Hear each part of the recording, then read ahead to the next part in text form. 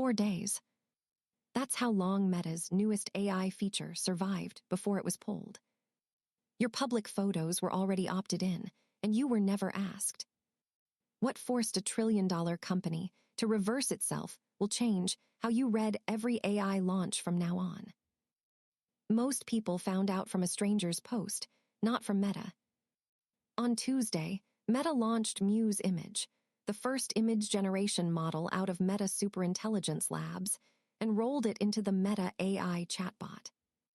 The pitch sounded harmless. A creative partner. Reference a public Instagram account by mentioning it, and the model builds an image inspired by that account's photos. Here's the part almost nobody understood on day one. If you were over 18 with a public account, you were in by default. Not asked. Not notified. Enrolled. The only way out was to go find a toggle and switch it off yourself. And that single design choice is what lit the fire. Opt-out versus opt-in is not a technicality. It is the whole story. Under an opt-in system, a company must earn your consent before it touches your likeness. Under an opt-out system, your silence counts as a yes. Meta chose the second one, which meant millions of public accounts became reference material for strangers' image prompts without anyone clicking anything. SAG-AFTRA, the union representing performers, called anything other than clear, conspicuous opt-in unacceptable, and warned about the dangers of non-consensual digital replicas. That word, replicas, is why this escalated so fast.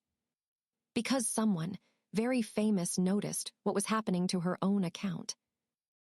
An Emmy winner posted a warning to her own followers.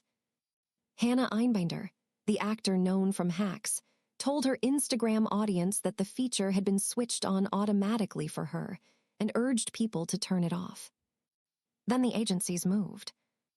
CAA, whose client list includes Tom Hanks and Meryl Streep, said it raised concerns with Meta directly and pushed for a more reasonable approach, stating flatly that no name, image, likeness, voice, or creative work should be used by any third party, including AI models, without clear, documented consent.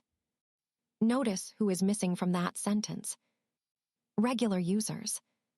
The people with the least leverage were carrying the exact same risk, with none of the representation. Which raises an uncomfortable question about who actually gets protected. Here's what you should actually do, and it is not delete Instagram. First, understand that a feature being pulled does not mean the underlying setting is gone. Meta said the feature missed the mark and that it is no longer available, but the company left the door open to refining and revisiting the idea. So go into your account settings and audit every AI-related permission yourself, today, not when the next launch happens. Second, treat any public account as public training and reference material by default, regardless of what a policy page says this week.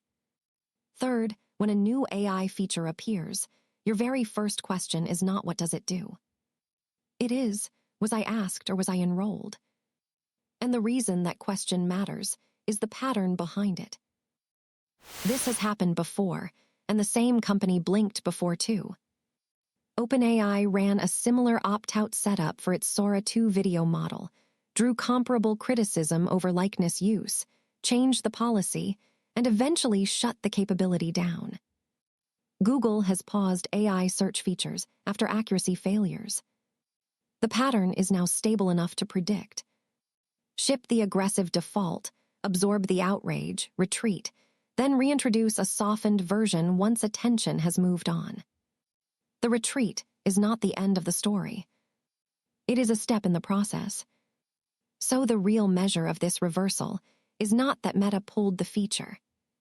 It's what quietly comes back in its place. Watch the language in the statement, because that's where the next move is hiding.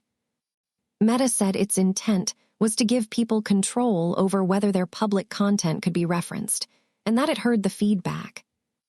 What it did not say was that the approach was wrong, or that any future version will require explicit permission before your face becomes a reference image.